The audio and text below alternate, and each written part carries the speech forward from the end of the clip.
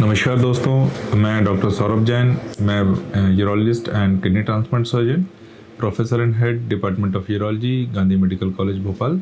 मैं अपने YouTube channel में आपका बहुत बहुत स्वागत करता हूं। दोस्तों, आज का हमारा टॉपिक है, कई पेशेंट से क्वेरी होती है कि डॉक्टर साहब सर्कमसिजन में हमने सुना है कि एक नई टेक्निक आई है ZSR सर्कमसिजन, और कई पेशेंट से क्वेरी होती है कि रिगार्डिंग लेज़र सर्कमसिजन। तो डॉक्टर साहब, कौन सा सर्कमसिजन बेटर है? कन्वेंशनल सर्कमसिजन जो पुराने तरीके से किया जाता है, या फिर लेज़र या ZSR सर्कमसिजन? तो आज इसी क्वेरी को ध्यान में रखते हुए हमने आज का वीडियो बनाया है, ताकि पेशेंट्स या आम लोगों के जो कई बार भ्रांति होती है उसको हम दूर कर सकें। तो दोस्तों, सर्कमसिजन, जिसको हम आम भाषा में खतना कहते हैं, वो बेसिकली एक सर्जिकल प्रोसीजर होता है जिसमें हम पेनिस के जो हेड होता है उसके ऊपर की जो स्किन होती है, जिसको मेडिकली हम प्रेप्यूज कहते हैं, उसको हम सर्जिकली निकाल देते हैं। इस प्रोसीजर को सर्कमसिजन कहते हैं। अब इसको करने के 3 तरीके हो सकते हैं। एक तो कन्वेंशनल तरीका। कन्वेंशनल तरीके में क्या करते हैं, हम एक ब्लेड लेते हैं, सर्जिकल नाइफ लेते हैं, उससे इस स्किन को कट करते हैं। जो मार्जिन्स होती हैं वो ब्लीड करना स्टार्ट करती हैं। उस ब्लीडिंग को हम कॉटरी की मदद से उनको बंद करते हैं, और जो 2 स्किन की मार्जिन्स अलग अलग हो गई है उनको हम घुलने वाले टाँकों से सिल देते हैं। दूसरा तरीका होता है लेज़र सर्कमसिजन, जिसमें हम इस स्किन को कट करने के लिए नाइफ़ की बजाय लेज़र एनर्जी यूज़ करते हैं, जिसमें जो कॉमन है वो एक डायोड लेज़र होती है, जिससे हम उसको स्किन को बर्न करते हैं और साथ में कटते भी जाते हैं। ऐसे केसेस में ब्लीडिंग का रिस्क जो कन्वेंशनल सर्कमसिजन होता है उससे कम होता है, और लेकिन इन दोनों मार्जिन्स को सिलने के लिए अल्टीमेटली आपको सूचर्स, घुलने वाले टाँकों का ही यूज़ करना पड़ता है। सेम है, दोनों का प्रोसीजर सेम है, बस कट करने के लिए हम एक में नाइफ यूज़ कर रहे हैं और एक में लेज़र एनर्जी यूज़ कर रहे हैं। तीसरा तरीका होता है, उसको कहते हैं ZSR circumcision.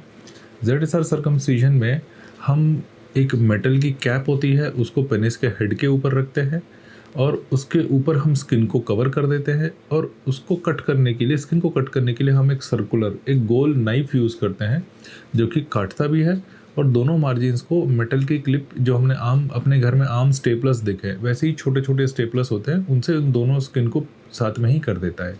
And it is a very fast procedure. इस टेक्निक को हम कहते हैं ZSR सर्कमसिजन। जो कन्वेंशनल तरीका होता है या जो लेज़र तरीका होता है, उसमें जो सूचर्स हम यूज़ करते हैं वो 7 से 10 दिन के अंदर या 15 दिन के अंदर अपने आप घुल के गिर जाते हैं।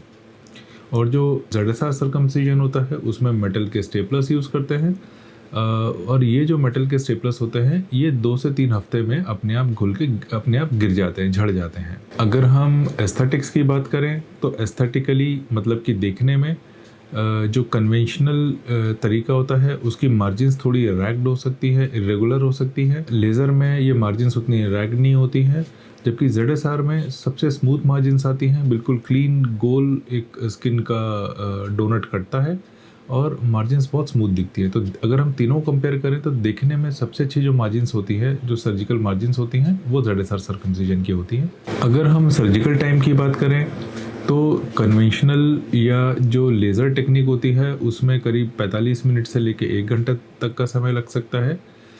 ZSR सर्कमसिजन में यह प्रोसीजर नॉर्मली 10 मिनट के अंदर ख़त्म हो जाता है। अगर मान लीजिए केस डिफ़िकल्ट है, अंदर चिपकन ज़्यादा है, एडिशन ज़्यादा है, तो 15 मिनट हो जाता है, लेकिन नॉर्मली ये 15 मिनट से ऊपर का प्रोसीजर होता नहीं है। कन्वेंशनल और लेज़र जो टेक्निक होती है वो नॉर्मली लोकल एनेस्थीसिया में की जा सकती है, या फिर स्पाइनल एनेस्थीसिया में भी की जा सकती है। लेकिन जो कन्वेंशनल एनेस्थीसिया है, जो हम ZSR के लिए यूज़ करते हैं, वो लोकल एनेस्थीसिया होता है। उसमें पेशेंट को एक क्रीम दे देते हैं, वो अपने पेनिस के हेड के ऊपर एक क्रीम लगा लेता है ताकि पेनिस का हेड में सुन्न हो जाए, और एक इंजेक्शन से हम सर्जरी के दौरान ही उसको एक पेनिस के अंदर इंजेक्शन दे देते हैं ताकि पेनिस में दर्द का सेंसेशन ख़त्म हो जाए, और फिर उस प्रोसीजर को करते हैं। इससे होता क्या है, अगर हमने स्पाइनल एनेस्थीसिया में कन्वेंशनल या लेज़र टेक्निक यूज़ की है तो पेशेंट का हॉस्पिटल स्टे नॉर्मली 1 दिन तक हो सकता है, जबकि ZSR टेक्निक में पेशेंट का हॉस्पिटल स्टे कुछ घंटों के अंदर तक ही रहता है। नॉर्मली 2 से 3 घंटे के अंदर पेशेंट का ये प्रोसीजर होके पेशेंट हॉस्पिटल से चला जाता है। अगर हम बेड रेस्ट की बात करें तो तीनों में बेड रेस्ट ऑलमोस्ट 1 दिन से ज़्यादा का नहीं होता है। पेशेंट को जो नॉर्मली जो कंप्लेंट्स होती हैं वो यह होती है कि जो उसके पेनिस का हेड है, जो कि आज तक कभी भी एक्सपोज नहीं था, वो जब कपड़ों पे रगड़ खाता है तो पेशेंट को एक एबनॉर्मल सेंसेशन होती है।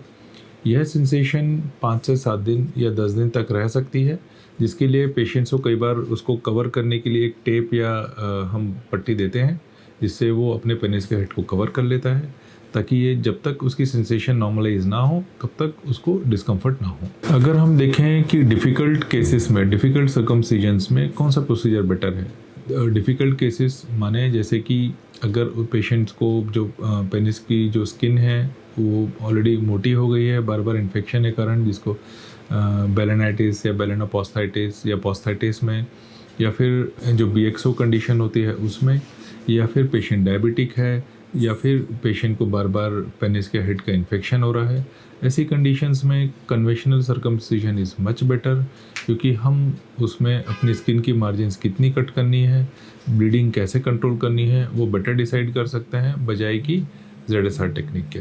अगर कॉस्ट की बात की जाए तो इन तीनों प्रोसीजर में सबसे सस्ता प्रोसीजर कन्वेंशनल सर्कमसिजन पड़ता है।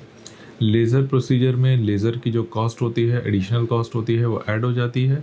एंड ZSR टेक्निक में जो स्टेपलर की कॉस्ट होती है, जो कि नॉर्मली 8 से 10 हज़ार के बीच में होती है, वो ऐड हो जाती है। तो अगर देखा है कि पैसे का कॉन्स्टेंट है तो conventional technique is much cheaper compare to other technique. तो दोस्तों, अगर हम इस पूरी चीज़ को समराइज़ करें तो जो एक आउटकम है वो तीनों प्रोसीजर का ऑलमोस्ट सेम है।